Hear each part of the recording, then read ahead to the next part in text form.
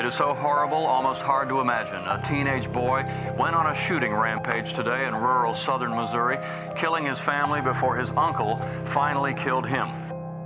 Police found her body still covered up in bed, a bullet wound to her head.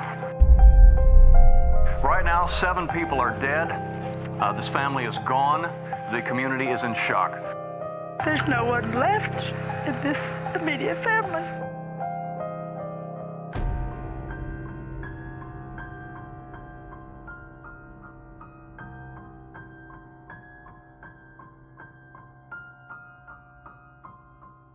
Hey guys, thanks for checking out the channel.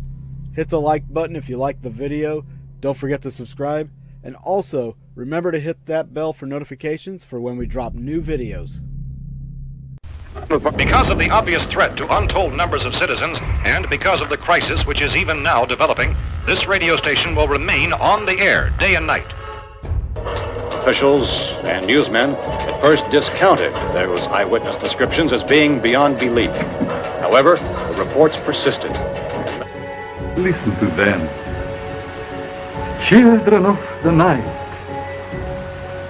What music they make.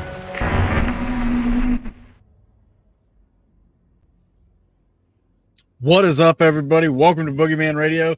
I am John Milton.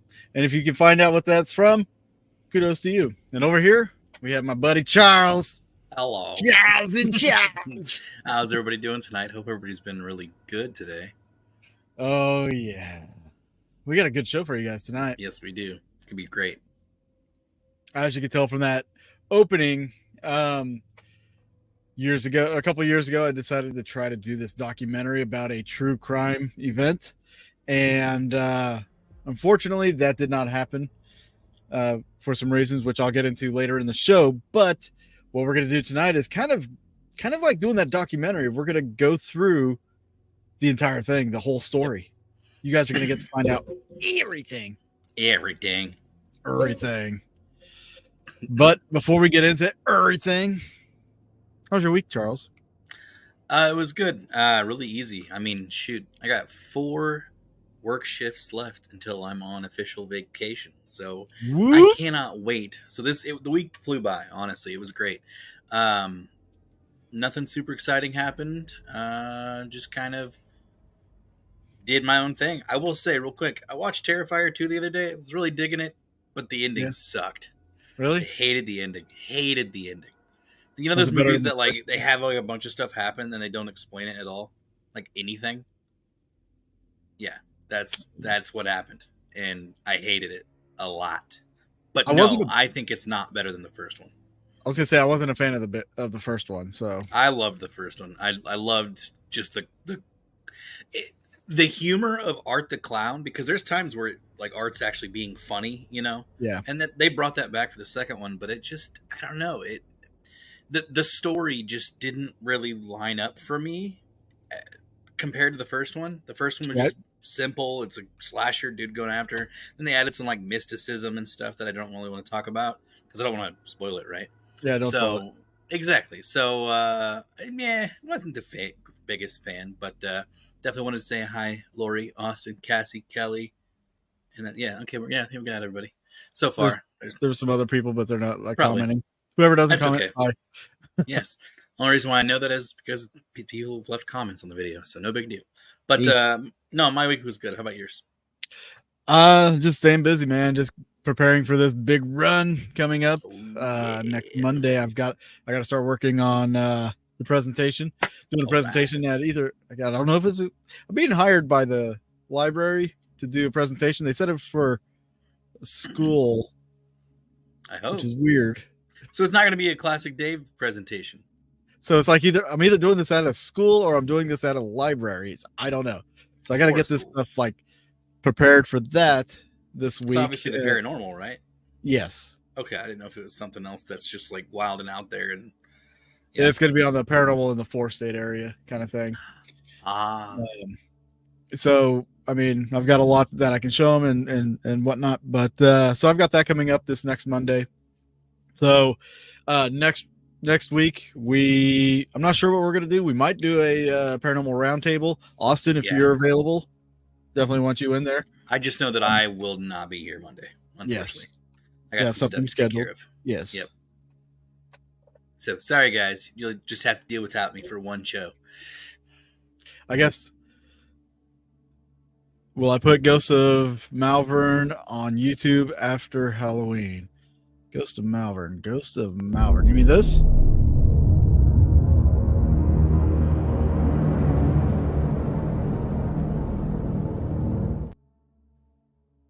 I'm guessing that's what you meant. I think that's what she meant. I think. Yeah. I will say, I'm excited Maybe. to get to see it at Malvern. So Yeah. Premiering at Malvern Manor, guys. So, fantastic. which, by the way, Midwest Mystery Tour, time's running out. If you want to get your tickets for the Malvern event, which is happening on the 30th, get your tickets now. Time's running out. And then we've got the other events, which I was just talking yesterday to Charlie Bookout, the owner of the Carpenter's Mortuary, and we had a good half-hour conversation while I was at work, because that's when you're supposed to be on the phone, right? Yeah, of course. But we had a good half-hour conversation. I was establishing, something that I want to do at Carpenter's Mortuary. That's going to be a freaking awesome experiment. So the people that are going to that one, oh boy, are they going to be in for it? I'm excited. I can't wait to see what you got planned. Yeah. Hi, Heather. So yeah, I'm just kind of getting ready for everything. So good. It's going to be a busy October/November for you. Yeah, I'm hoping that I was gonna just quit and then have to go back because they didn't accept my month long of time off. Yeah. So then I just went ahead and used all my vacation time and all my sick days and all my holiday I get certain some holiday pay. Oh, nice. It's kind of like vacation, but I just use that on Halloween. So I'm like, yeah, well, there's my. They let you do that because usually it's like federal holidays. Yeah, I mean it's a big holiday, so we'll see what they let me do. Yeah. But I used all my paid stuff for it, so nice. Don't have to quit my job. Hey. At this point. So so far. At this point, let's pump the brakes a little bit. Be real okay? here. Let's a good, try to, make, You know what I'm trying to say. Yeah. Oh yeah. Also, guys, if you haven't noticed, we put up an episode Thursday, re-airing the Amityville episode. So if you want to check that out, if you want to go back over that, go do that. Every Thursday night. Every Thursday we're going to be uploading some of our old episodes from our old YouTube channel that are going to be now on here. So if you want to catch up on those, catch it on Thursdays. Yeah. So I guess that's it. I guess. We have anything else we want to share? Put out there? No, not really. I'm set. Everybody obviously just have fun this month. It's a great month. Can't believe it's already the 9th. I don't know. That's going fast. Yeah, absolutely. Well, you know why everybody's here, and I know why everybody's here. Let's not be shy and get straight to it, shall we? All right. Elkland, Missouri, a quiet, secluded, and small farming town where generations have lived and worked. A population where everyone knows each other by name. But at the heart of this farming community lies a dark and haunting past.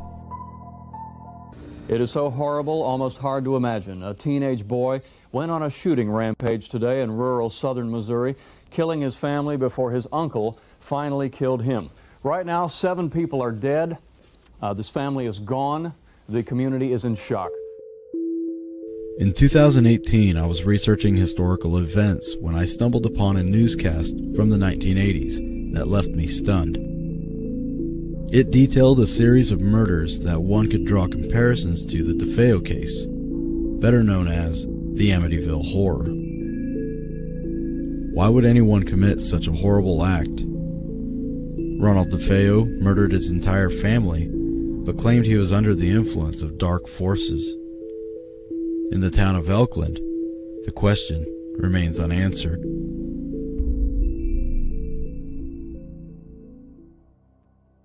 Why? So this one day I just happened to be on my computer. Like I was doing some research for haunting history, honestly. Yeah. And I was looking for like some tragic stuff like in the area, you know. I was like, what's some places that have some really messed up history? I found this. I stumbled upon the newscast, which we'll show here in a few minutes. Stumbled upon this newscast, and I could not believe what I was hearing on the newscast. It was pretty brutal. Yeah. And the more I dug into it, the more I was like, you know what? This would make a cool documentary. I think this is a story that needs to be told. Much like Amityville, I had questions, you know? And we want answers. I have questions. Damn, we need to make that one of our little things on here. That was a perfect plug. Sorry, I had to take it. I guess this is the best I can do. These nuts. Got him. That's the best I can do for you. It's something. It's something. Anyways, as you were saying. So one of the first things that came to my mind was obviously what would make somebody do something so horrible. Oh yeah. And watching the newscast, wow, we dropped from like 7 more to than 3. half our viewers. Oh, God, I got to shut up and never talk for the rest of the show. Dang. Just not put on these nuts. I think it happened before these nuts, or whatever. Anyways, hey, totally normal on Kick. Yeah, what's up? So anyway, I was watching the newscast, and like one of my questions was like, what element of maybe demonic possession would somebody have to do something that's so horrid? Yeah. Or possibly an influence. I guess you could say like watching Dead Files, people get influenced or affected by entities or whatever. I don't know. Like, it's hard to say. Well, as we know, there have been multiple cases out there that have tried to claim. And yes, totally normal. We are a growing channel. Sorry, go ahead. Do it and all that kind of stuff, Yeah. So, yeah, it makes you think how many people are out there that commit these acts that are possibly quite actually possessed, that just want to kill people. So it begs the difference. Like, well, maybe other killers, if people can't mentally, you know what I mean? Like, what if other people are just possessed? But also at the same time, it could be used as a cop out or like the total denial kind of thing. Like, I didn't do it. Something possessed me. I didn't do it. You like know what DeFeo, I mean? like the whole DeFeo thing. Like, go to dark forces. I just did this because of dark forces. Come on. Exactly. So, and I did it because Satan told me to, or whatever. So what I'm going to do, the way we're going to present this whole thing is from scratch. Guys, I'm going to read you an article from the Washington Post. This massacre that happened, it caught national attention. Yes. And this happened back in the 80s. This happened in 1987. And it caught national attention. This is going to be an article from the Washington Post, and then I'll play you guys the actual news video, which even the news video was actually kind of disturbing. You know what I mean? Like there was some stuff on there I was kind of shocked to see. So let's get into it with this. On September 25th, a 14-year-old farm youth went on a pre-dawn rampage near his tiny Ozarks Crossroads town, shooting to death his parents and 3 younger brothers, then driving several miles before killing his aunt and dying in a bloody struggle that left his uncle wounded, authorities said. The body of Kirk Buckner was found in the hallway of the uncle's farm home, about 5 miles from Buckner House, where investigators believe that the spree began. A pistol was in his right hand, they said. Friends and teachers described Kirk Buckner as an even-tempered and hard-working churchgoer. Webster County Sheriff Eugene Fraker said there was no immediate indication of a motive, but noted that the boy's family was hard-pressed for money, like many farm families in the area. Yeah. The youth's father, Stephen, is 35 years old. He operated a 110-acre dairy farm and was a small feed store and artificially inseminated cattle. The family farm home was pretty dilapidated and overgrown with weeds. They were as hard a working people as you ever saw, said Steve Adamson, a police officer from nearby Marshfield investigating the case. They were good people. Fraker said the bodies of Buckner's oldest brothers, Dennis, who was 8 years old, and Tim, who were 6 years old, were found in their bunk bed, and that Michael, who was a 2-year-old, was in bed in another room. He said they apparently had been shot in the head at close range with a .22 caliber pistol as they slept. That right there gives me that Amityville thing. Like when DeFeo killed his family, they were all in bed. Yep. Right? Buckner's mother, Jan, who was 36, was found on the ground outside a milk shed. Fraker said she had milked 3 cows and apparently headed for the house when she heard gunshots. The body of Steve Buckner, described as weighing about 250 pounds, was found in a ditch about 2 miles from the house near the Pleasant View Church Cemetery. Authorities said there were 2 .22 caliber bullet holes in his head. Fraker speculated that Kirk Buckner had surprised his father sitting in a pickup truck on the farm, shot him, drove about 2 miles, and pushed his body to the roadside. The youth then drove the truck about 3 more miles to the home of his father's sister, Julie Schnick, who was 30, and her husband, James Schnick, who is 36, where the episode ended in more bloodshed and death. Authorities learned of the killings when James Schnick, badly wounded and aided by his 2 preschool-aged children, called the sheriff's department dispatcher at 6:28 a.m. and asked for help. The children were not injured. They said, "We found him wounded in the abdomen." Fraker said, lying in the hallway was Kirk Buckner. In the bedroom, Julie was shot dead. That was Buckner or Schnick's wife, James Schnick's wife. Gotcha. Authorities said Schnick and Buckner had fought, but it's unclear exactly what happened. 2 shots were fired and a steak knife was used. Buckner, described by authorities as tall and thin and weighing about 90 pounds, had a stab wound in the chest and a bullet wound in the neck. His uncle also had leg and neck wounds. Police said Schnick, delirious, struggled with them when they arrived and had not made a statement by nightfall. He was listed in fair condition at a Springfield hospital. Fraker and Schnick apparently had been milking cows when he heard a shot at the house and went there, encountering his nephew. He came in the kitchen, James Schnick, and it appears at that point, grabbed a steak knife from above the table. We know he used violence. A 6-shot .22 caliber pistol, described by Fraker as a Saturday night special, was found in the youth's right hand. The gun, purchased in 1981, was registered to Jan Buckner. People in Elkland, whose population is 200, and the nearby county seat of Marshfield, expressed bafflement at what might have triggered today's events. Adamson said he has attended the Elkland Christian Church with the Buckners for years and said it hurts to walk into a house and see kids you've watched grow up dead. He speculated that news reports of recent killings in 2 nearby towns may have had something to do with the shootings here. Evelyn Hampton, a neighbor, told the United Press International that Kirk took care of his little brothers. They got along really good. Another neighbor, Tom Peterson, said the family just didn't have any money. You get that age and things eat at you.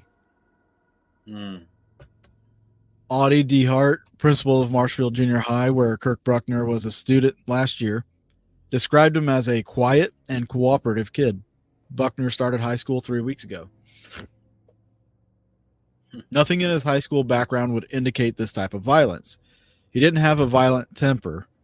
He didn't have a tendency to want to hurt people with his fists or words, DeHart told the Associated Press. Fraker said the only unusual aspect of Kirk Buckner's background was a near-fatal accident in 1985. He said Buckner was saved from drowning by a friend while swimming in a pond. Squalor and poverty characterized the Buckner's farm. White paint is peeling off from small stucco and clapboard farmhouse, and several boards on the front porch have rotted away. The yard is unmowed and littered with rags, broken bottles, old rubber boots, and trash. A cattle feeding shed and barn are in only slightly better repair. About 30 dairy cows and 6 pigs were there. The killings brought to 10 the number of violent deaths nearby in less than 2 weeks. I guess 9 days prior, 3 area residents were killed by a hitchhiker, later identified as Howard Franklin Stewart, who killed himself in Texas, where he had killed 3 more people. So, based off of this article, we know what? The family was poor. Yep. Well, you could say poor. I would say poor if they were struggling for money, and the person had talked about that, noticing that they were asking for money to help support the family. I get it. Yeah. Get it. Makes sense. There's a lot of questions that arise from that, though. Yeah. Immediately gun after I think later that evening, the police went ahead and put out a statement, and they initially went ahead and told everybody Kirk Buckner did all this, as it was stated in this article. It was said that this is what happened, and hopefully this doesn't get us any copyright thing or whatever. I don't think it will, because it's an old newscast, but should be fine. This is the newscast that was from that day. This is the original newscast, guys. So something cool to check out. So here we go. Now, News Team 33. There's no one left in this immediate family. It is so horrible, almost hard to imagine. A teenage boy went on a shooting rampage today in rural southern Missouri, killing his family before his uncle finally killed him. Well, this has been an emotional day for all of us, but hello, friends, I'm Ralph Hipp. Karen Kelly is off tonight, and we'll get on to our one and only story. Right now, 7 people are dead. This family is gone. The community is in shock. 14-year-old Kirk Buckner of Elkland appears to be the one behind this tragedy. He got up this morning and started killing his family. His crime happened in several spots around Webster County. For these farm animals, life continued normally today. Only the small toys in the front yard bore silent testimony to the family that used to care for them. This is the Buckner home, where police think 14-year-old Kirk Buckner began his murder rampage. Neighbor Jim Murphy knew something was wrong around 5 o'clock this morning. And I heard some voices, then I heard one gunshot. And then I heard the pickup driving on gravel, which I surmise is about where we're standing right now, and then it went in the road and went west. What Murphy must have heard was the beginning of a trail of killings. This house became a morgue for the Buckner children, 2-year-old Michael, 6-year-old Timmy, and 8-year-old Dennis. Police found the body of their mother Jan out back by a barn. Preliminary report showed all had been shot in the head with a small caliber revolver. It was a small .22 cheap gun. Police found the body of father Steve Buckner in a cemetery a short distance away. We don't know whether he was killed at the home and driven and dumped out along the road, or just what happened. It's up to the living to figure out why this happened. The Buckner farm looked run down. Some neighbors and the sheriff say money was tight here, as it is on many farms these days. But for some, that didn't explain everything. There should be no problem large enough to cause something like this, but maybe just a little too much pressure on them. I don't know. When the shooting ended here, police believe Kirk Buckner drove down the road 5 miles to his aunt's house. That's where the violence continued. News Team 33's Lisa Eisenhart has more on that. Sorry. The tragedy continues here. Kirk Buckner drove his truck into the Schnick's yard, then made his way up to the house, where Jamie, Mindy, and Mrs. Schnick were asleep inside. Police believe Jim Schnick went out early to bring in his cows. Mrs. Schnick never got out of bed. She may not even have been awake. Police found her body still covered up in bed, a bullet wound to her head. It may be the sound of the shot killing his wife that brought Jim Schnick back to his house, his 2 children still asleep upstairs. Police say Jim entered through the back door to find Kirk in the hallway. The 2 struggled. Jim survived. Kirk is dead. Kirk has stab wounds, a bullet wound to the chest, and 1 to the head. Police say they believe he might have taken his own life. And tonight, the 2 Schnick children are safe with relatives. Lisa Eisenhart, News Team 33. It's pretty brutal newscast. So I don't want to spoil it until we get to the actual details because some people may not know. That's pretty wild. That's nuts. That was the 70s, right? Was it the 80s? 80s. That's 1987. Pretty well done. I mean, so that day, James Schnick did not give a statement as he went to the hospital to get treated, but he did eventually give a statement twice, and ultimately the police started noticing some things. When they started to notice some inconsistencies, and they started doing some more investigating into the actual murders. Suspicious. One of the things that they found out was Jim Schnick was having an affair with a lady named Nancy. And the affair started back in 1985, 2 years prior. So for 2 years, he was seeing somebody else. Wow. Jim would tell Nancy that he served in Vietnam and that he was going to inherit $50,000 from the passing of a cousin.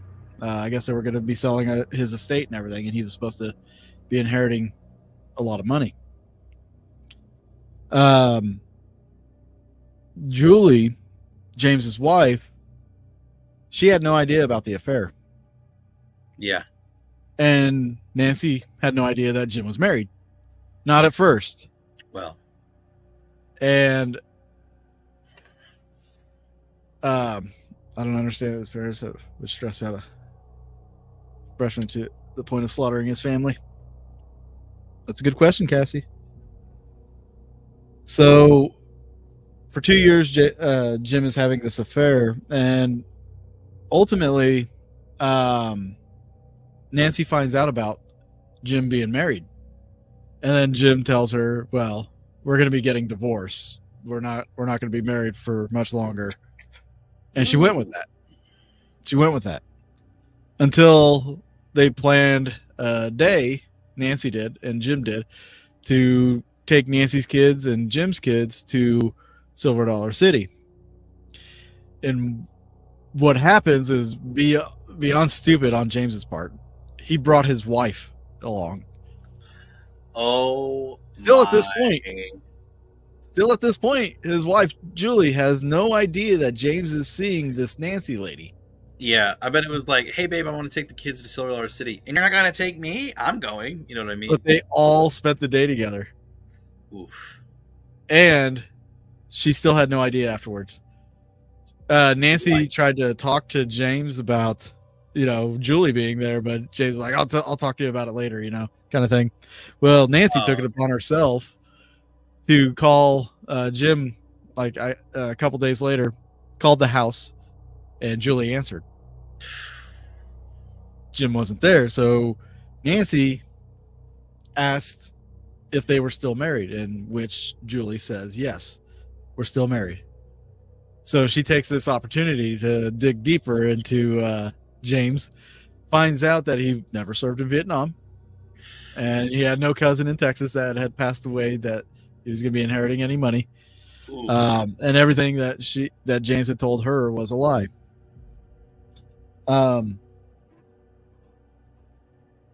This is just something that they discovered. So what else would he be lying about, right? Right. Julie, they came out. She had trauma from a sexual assault from her childhood when she was 8 years old. She was assaulted by her brother, Stephen. And this carried into her adult life, and she actually tells Jim about this.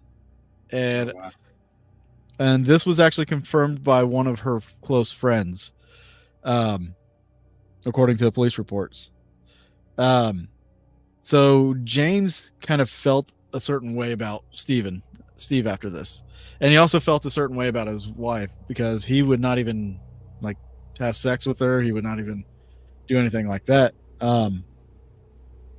After she confided in him. Yeah, after she confided in him. So there's a lot of animosity kind of built up there, like some victim shaming, I guess. And then also the animosity to cheat on her. Sorry. Yeah. Okay. You know, it's just this weird, big thing. Yeah. So on top of that, the police had found that there were two $50,000 life insurance policies taken out on Julie Schnick. Holy cow. There was also a $50,000 insurance policy on James as well. But the person that signed off on those insurance policies was Nancy. Yeah. Nancy actually helped James with like some financial stuff. Like she was like an advisor basically. Okay. Like it was somebody that he went for like professional help, like, and it just happened to be that they hit it off one day. He visited her and they hit it off. They had mutual agreements and they started seeing each other back in 85. So yes, Cassie, Jim is a dirty, cheating liar. More than you know. So there's some brutal details to this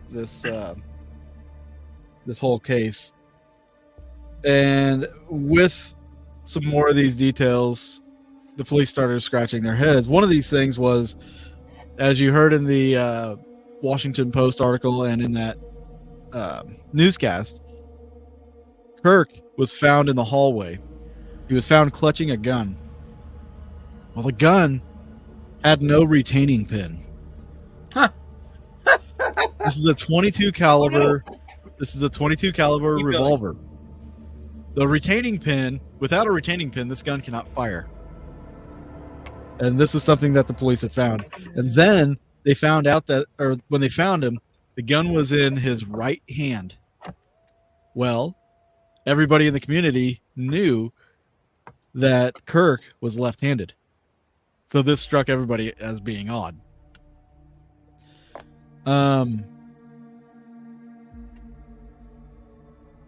This made the police question things and they started looking at Jim as a potential suspect at this point. So they came up with a timeline for the events. And here's what's funny is they questioned Jim and they asked him if he would be willing to go in and take a lie detector test, because they had their suspicions. They had some really good suspicions. And he said he can't today, but he would be willing to do it on Monday. Okay, real quick. Yeah. Can you hear me? Yeah. And my balance sound okay? Yeah, you sound all right. Okay, cool. Just my whole system just went woof with me. So, sorry about that, guys. My apologies. Hey, what's up, Bernard? We'll just call him Bart Bernard. Bartard. Bart I'm going to say Bartard. Bartard. Bartard. Bernard. That's horrible. I can't do that. I'm sorry, Bart. I'm sorry. I'm never going to call you that again. I promise. Oh, the wicked web people weave. Absolutely. Well, here's the smoking gun, though, for the police. This is something that they found, or they discovered. Yeah. In the pants that James Schnick was wearing, guess what they found? A pistol? A knife? No. What was it then? They found the missing retaining pin in the pocket of Jim Schnick. Now I can't hear you.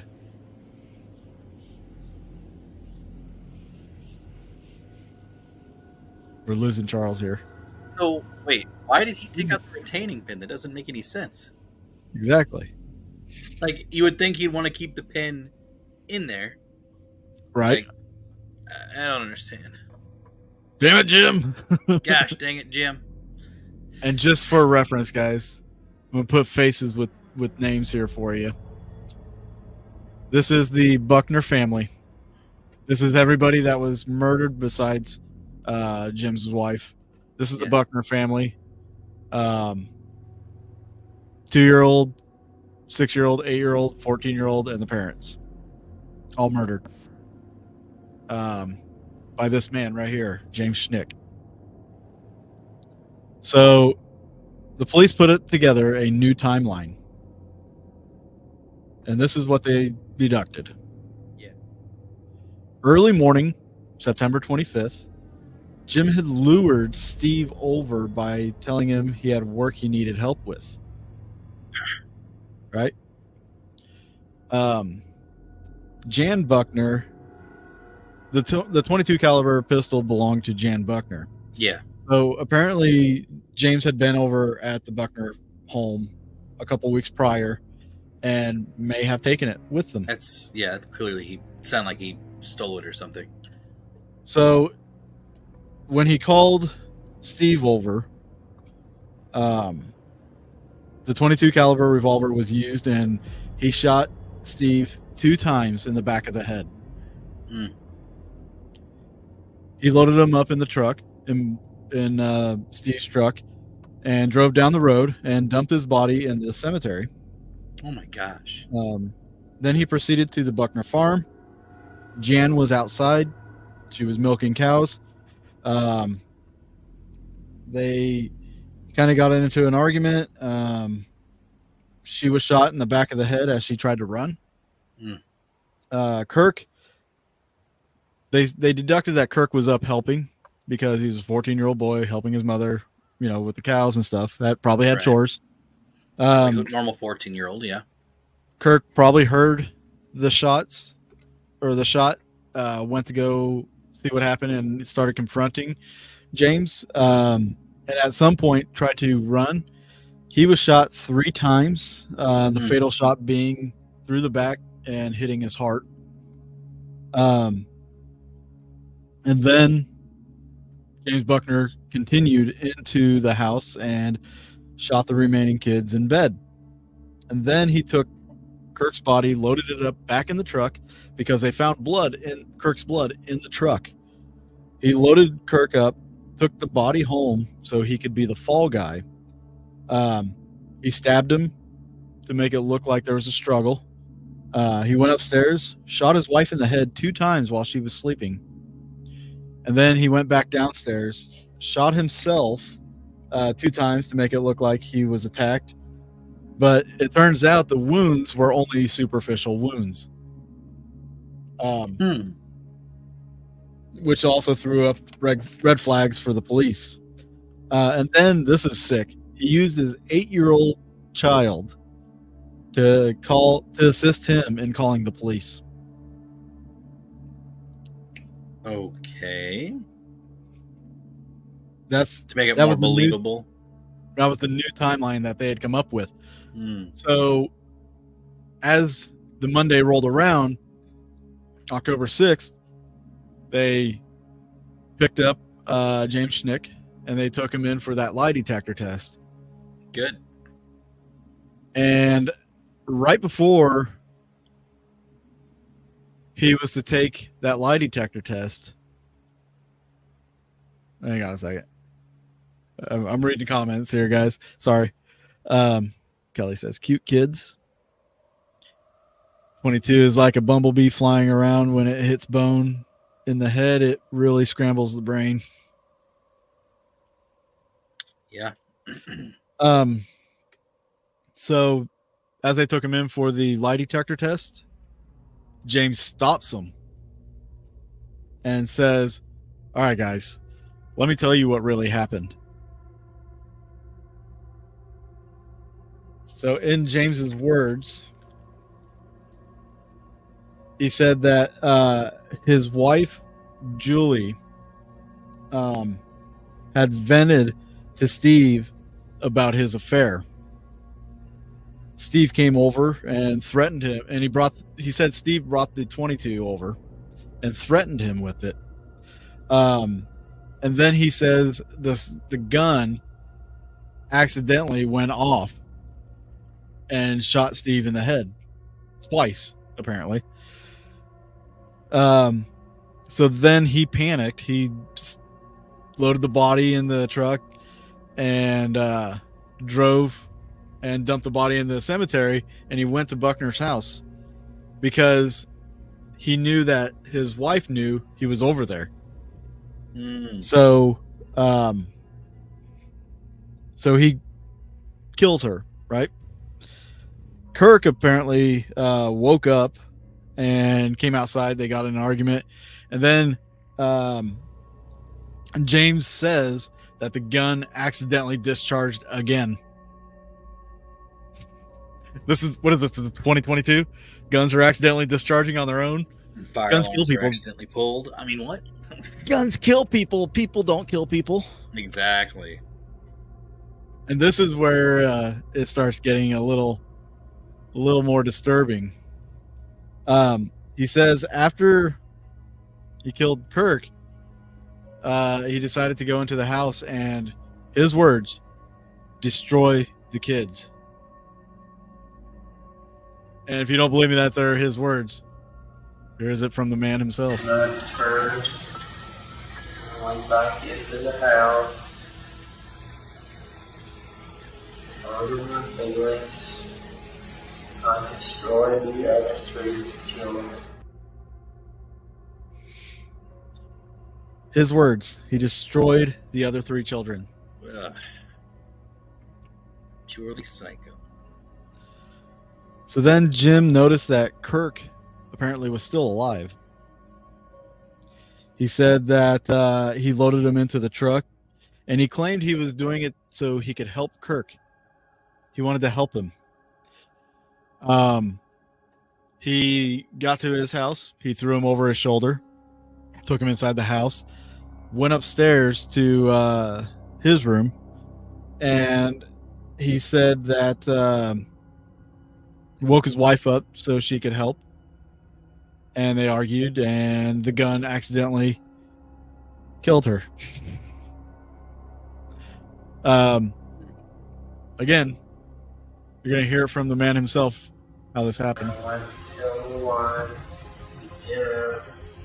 what had went wrong. I had the gun in my hand here,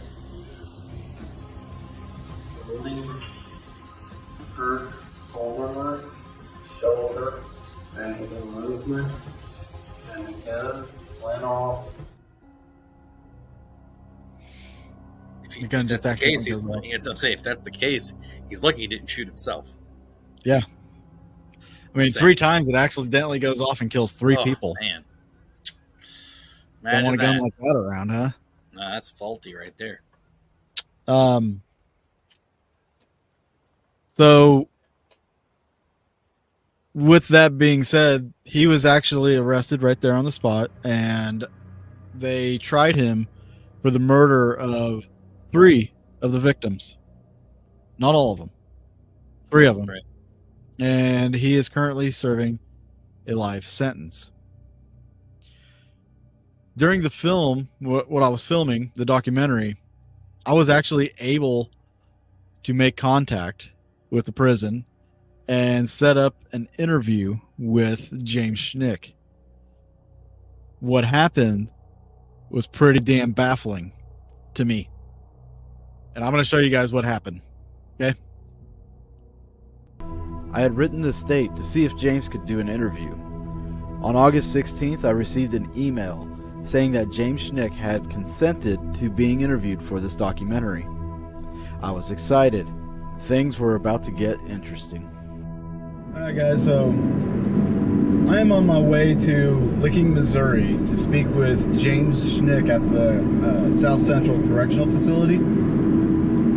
I've got to say, this is one of the most intense moments that I've ever had filming. Like, the nervousness is built up. To be sitting across from a guy who committed such a heinous act,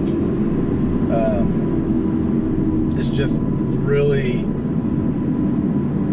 intense. And I'm hoping this is going to go really good, but I can't promise anything. So we're just going to have to wait and see, I guess.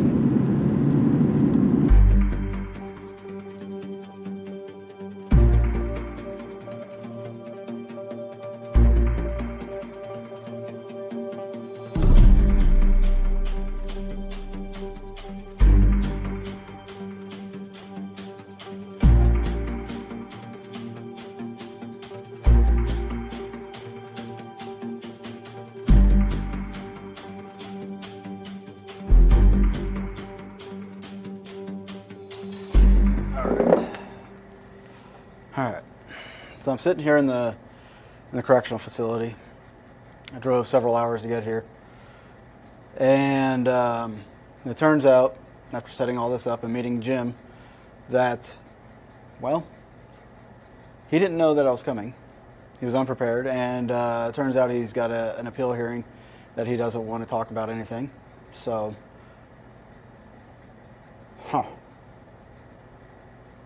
guess we're going to have to rely on people in the internet. That's filmmaking.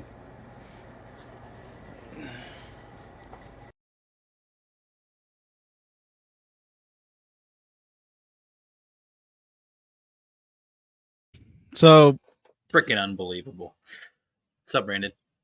This is what's crazy. Like, I have the actual letter right here from, or the email. Real quick, from though, was it a revolver? Facility. Was it a revolver? Yes, it was a revolver. Yeah. This is the email. I don't know if you guys will even be able to see it, but not really.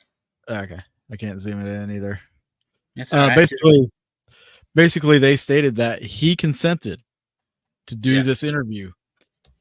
Well, when I got there, he was confused. He was like, he asked me what this was for, and I told him this is the documentary about the murders and everything that happened. I told him I wanted him to be able to tell his side of things. I wanted to give him that opportunity, and he had no idea about any documentary. He had no idea I was coming there. In fact, they pulled him out of lunch. So he was completely confused about everything. He was building a case right now, or at that moment, he was trying to get out because there was some shady things that happened apparently throughout his trial that were unlawful and could get his sentence cut. So he could possibly get out based on some of the things that happened. One of the things, and it started making sense to me afterwards, because I went to Marshfield trying to get more information, some police records and stuff like that, freedom of information, or is the Sunshine Law, trying to get information about the whole case. They don't have any of it. They have nothing from the trial, none of the evidence, none of that. You know what happened to it? One of the officers took it home and stored it in his basement. That's illegal. Yeah, that's not okay. That is 100% illegal. How does an officer do that? How does he get access to do that? He doesn't. Not by legal sense. Sounds Lori, like yeah. Lori's like, he would have sat there and lied straight to my face, which is fine. It's completely you would fine. have had him on camera, like it would have been perfect for the documentary. That's what I'm saying. Yeah. You know, it's weird talking to a man that murdered 7 people. It's super weird. At least confessed to killing at least 3, right? Yeah, he was tried for the 3, and this is the other thing that bugs me about it. He was only tried for 3 of them. If he were to be successful and throw up a mistrial on that, they could try him for the other 4 murders. Oh yeah, because they could try him. He again wouldn't have had a prayer. 4 different murders. Exactly. But there was a lot of weirdness with the with Marshfield City Hall and the Highway Patrol, because the Highway Patrol also helped with the investigation. I got nowhere with anybody. Nobody wanted to talk to me about it. Nobody wanted to, help me find information about any of this. So that was unsettling to me. And then I gave him my number, right, to call me, and he did. And he told me about a book that was written that had some information in it that was that would actually benefit his case and things he was saying. But apparently the author is dead, and there was only 6 books ever published. Wow. So that was hard to find. So I couldn't find one. Yeah, it was small town Bubba justice system. Yep, exactly, Lori. But I think he did it. He even confessed in the dang videos that he did it. Yeah. I don't think he believes he did it, because he's sitting there saying the gun went off. No, the gun doesn't just go off. He can't admit it, or else he is 100% guilty. Yeah. But this was what I call the Evil in Elkland. Yeah. When I was going to put this documentary together, I was going to also look at the paranormal side of things. I was going to investigate the properties. The Buckner home no longer stands. It's no longer there. I did actually gain access and sat in Schnick's home. The blood stain is still on the wall. It's been painted over, but you can still see it. Yeah. I wasn't in that news shot, but there was actually blood on the wall. People live there, right? The guy that lives there actually used to work the farm for James back in the 80s. And he told me that pretty much the way we described it here is basically how it went down. There was a little bit of arguing. James shot him. He tried to hide all of his other guns, I guess, stuck them in the ceiling. It's weird. But I asked them if they had any paranormal experiences in that house, and their son, he said he had a few things, like seeing a shadow on the stairs and whatnot. But I don't think there was really anything as far as the paranormal goes that influenced this. I think this was just the guy snapped, Yeah, that sounds more plausible, honestly. He's just snapped and then killed his entire family. Yeah. And I think what happened really was he snapped with his brother-in-law.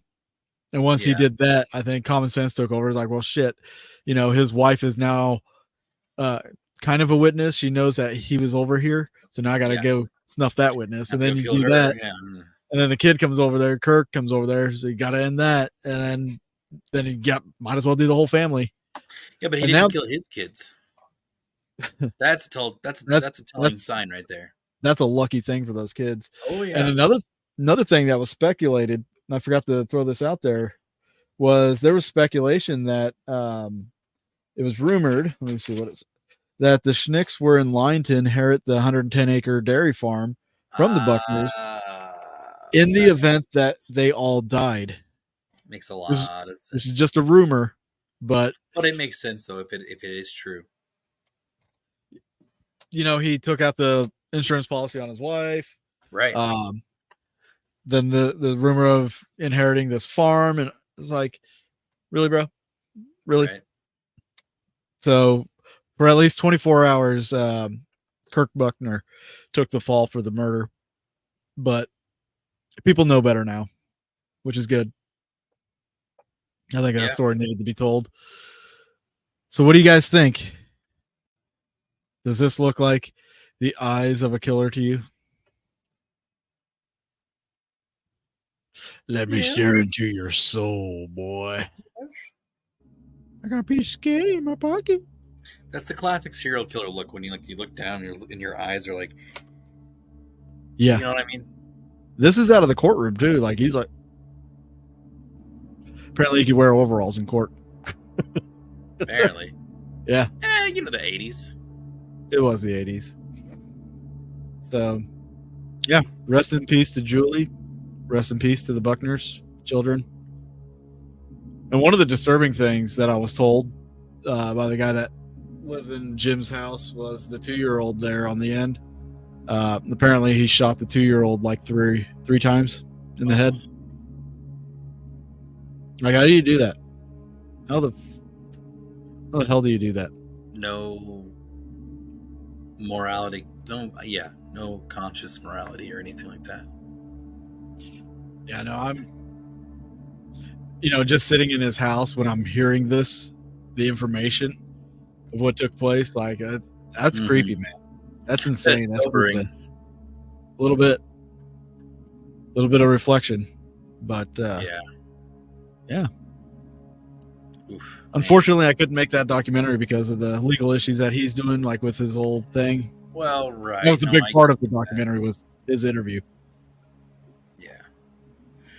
Which I obviously totally understand, like court proceedings and such. But when is the appeal, or did it already happen? I don't know. I've pretty much lost track of it. Oh, okay. Doing other things. Yeah, exactly, Kelly. It just didn't work out. But it allowed us to talk about it here. It allows, just me talking about it just builds awareness. There's been a lot more attention to it over the year and a half, which is good. And yeah, it's a horrible story, but I didn't know I hate Lori to say it, knew but it is something that people would pay attention to. Yeah, and I didn't know that Lori knew him. Yeah, Lori in chat worked at that prison in Licking, and she's met him as well.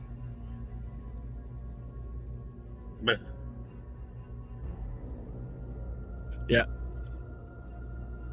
that was something you missed, Bart. I think you missed it. Was one of the things that was a big piece of evidence was like when they found the gun in Kirk's hand, it was missing the pin, and they found the pin in his pocket. So he definitely did it on purpose. Yeah, he definitely set it up to make it look like Kirk was the guy that did it all and used him as a fall guy. But yeah, guys, it's a sobering show, right? It is a little bit. Just a friendly reminder. Somebody takes always sunshine and rainbows. Sorry. Yeah. I'm sorry, buddy. But that's gonna be the closing of the book on the Evil in Elkland. Hope you guys enjoyed that tale, the videos, all the information we threw at you. And while I got you here, guys, if you want to come investigate with me and Charles here, you can hit us up at any of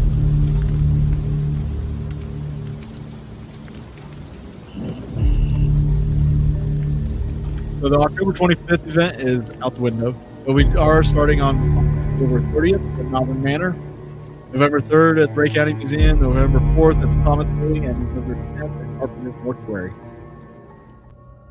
So if you guys want to come investigate with us, go on Eventbrite, look for the Midwest Mystery Tour, get your tickets there. Time's running out. It's going to be a blasty blast. We got some special guests. We got some awesome experiments. Can't wait, dude. It's going to be great. Yes. And if you want to support the show here, you can go to, let me scroll up here. Go to the Haunting History store, hauntinghistory.threadless.com. Get you the Boogeyman Radio t-shirt right there in the middle. Cassie's already gotten it. Terry Mosby's already gotten it. A few other people have gotten this shirt. So if you buy one, make sure you contact us on Facebook, send us a picture, and we will share that photo and give you a shout out on social media and on the show. So that's going to do it for us right here on Boogeyman Radio, guys. I hope you enjoyed the show, and I hope you guys have a great week. Catch the re-airing of The Bell Witch this Thursday. Yeah. This Thursday. And those of you that have watched the show from last week, greatly appreciate it. Amityville, obviously, is such a huge case. It was only fitting that we do the Amityville and then this one, and then, obviously can't wait for the next one for you guys to watch to come out. So look forward to that on Thursday, and then hopefully Dave will see you next Monday. Well, I'm going to try to put together a paranormal roundtable next Monday, guys. So join us there. Absolutely. Take care, guys. Take care.